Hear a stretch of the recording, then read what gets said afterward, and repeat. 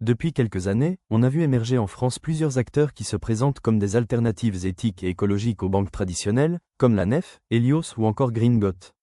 Leur discours repose sur une promesse simple mais très attractive: utiliser ton argent uniquement pour financer des projets durables, en évitant les secteurs polluants ou controversés comme le pétrole, le charbon, l'armement ou encore certaines grandes multinationales. En apparence, c'est une idée qui séduit de plus en plus de clients sensibles aux questions environnementales et sociales. Ces banques surfent sur un vrai besoin, celui d'avoir une solution financière qui correspond à ces valeurs. Mais quand on creuse un peu, on se rend compte que l'histoire est moins belle, et que ces établissements présentent de nombreux inconvénients qui méritent d'être analysés avant de leur faire confiance.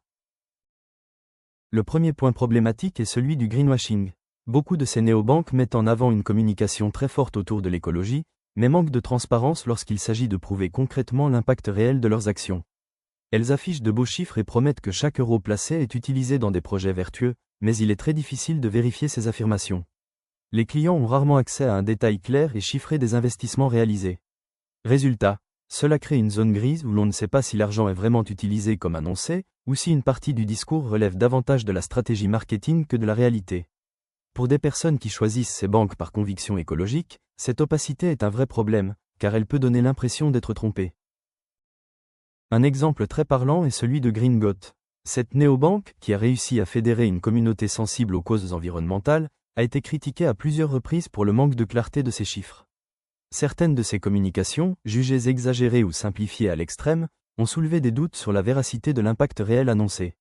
Mais le point le plus marquant a été son partenariat avec la Fnac, une entreprise qui symbolise plutôt la consommation de masse. Cette décision a provoqué un bad buzz important, car beaucoup de clients ont trouvé ce choix totalement contradictoire avec le message écologique mis en avant. Ce genre de décision peut fragiliser la crédibilité d'une banque qui prétend incarner une alternative responsable. Et cela illustre parfaitement le risque de contradiction entre le discours et les actes. En dehors de ces critiques sur l'image et la communication, il faut aussi souligner les limites pratiques de ces banques éthiques.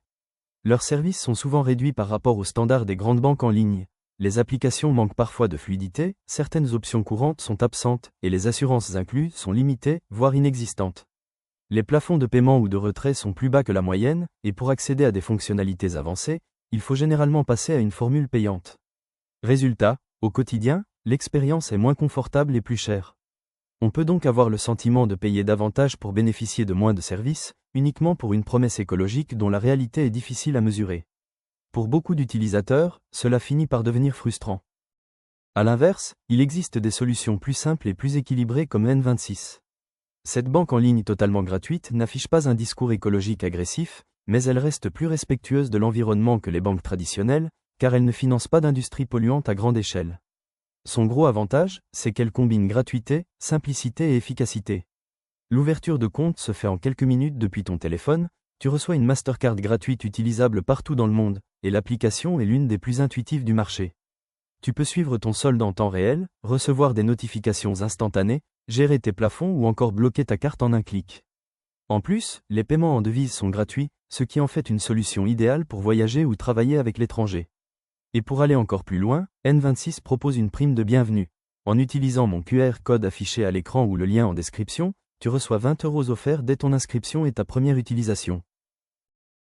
En résumé, les banques dites éthiques comme la Nef, Helios ou Greengot misent beaucoup sur leur image, mais leurs limites, leur manque de transparence et certains choix discutables posent question.